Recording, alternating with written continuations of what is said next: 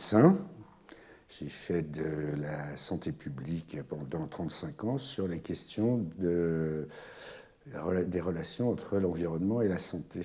J'ai fait beaucoup d'épidémiologie, j'ai fait beaucoup d'évaluation de risques. Et avec tout ça, bon, je me suis senti armé pour écrire cet ouvrage. Bon, c'est bien difficile de se faire une opinion entre ce que l'on entend dans les médias qui ont leurs règles propres et qui, évidemment, ont tendance un petit peu à mettre l'accent sur le côté catastrophique des choses. Et quant aux réseaux sociaux, il y a absolument de tout. Tout le monde le sait, mais c'est bien difficile de s'y retrouver. Sur quelle base on porte un jugement? C'est ça l'idée.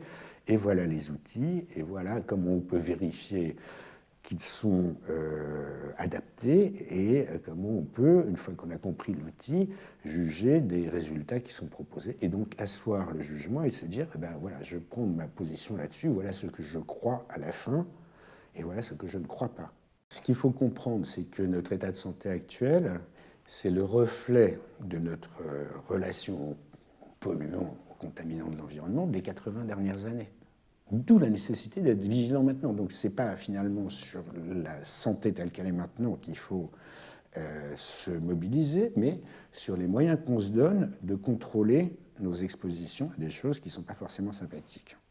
Et pour moi, à la fin des fins, si vous voulez, le fait que les gens puissent se faire leur propre opinion, peu importe l'interprétation qu'ils en donnent, hein, ce ne sera pas forcément la mienne pour le même élément ou la vôtre, c'est finalement un enjeu de démocratie, c'est que les gens puissent prendre des positions